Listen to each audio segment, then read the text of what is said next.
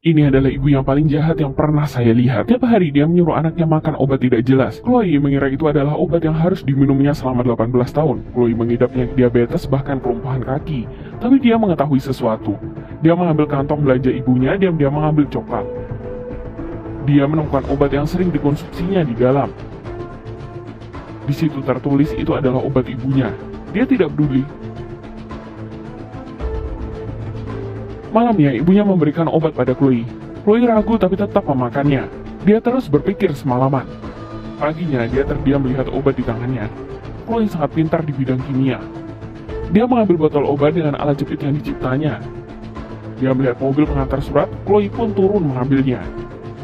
Dia berpapasan dengan ibunya. Chloe selalu menunggu pemberitahuan universitas, tapi setiap saat selalu ibunya yang mengambil.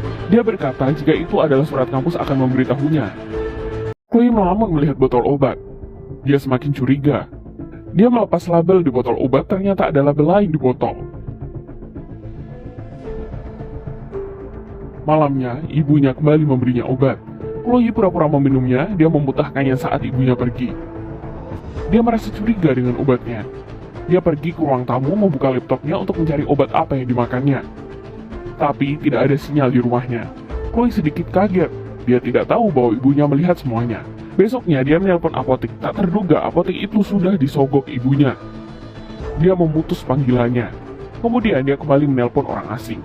Orang itu menemukan obat yang dimakannya itu apa.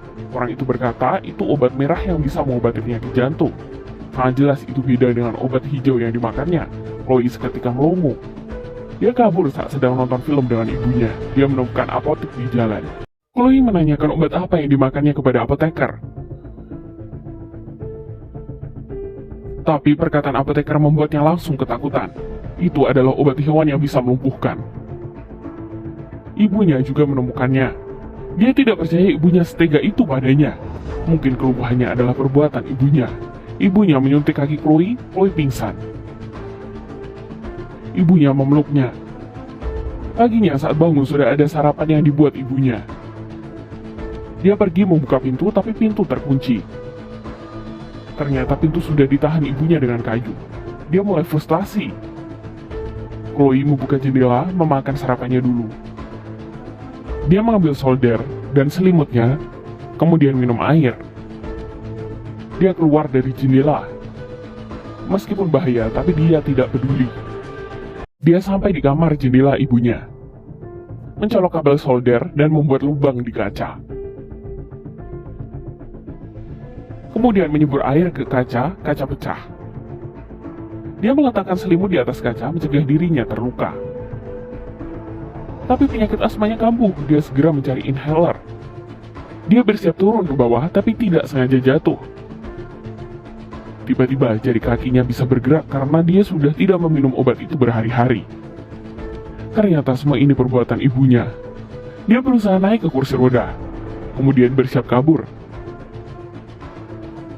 Tiba-tiba mobil pengantar surat datang. Supir turun setelah melihat Chloe. Dia berkata sebenarnya pada supir. Dia bersiap pergi, tapi ibunya sudah pulang. Ibunya meminta anaknya pada supir dan mengancamnya akan melapor polisi. Tapi supir itu tidak peduli dan mengantar Chloe naik ke mobil. Tak terduga, sebuah suntikan menancap di lehernya.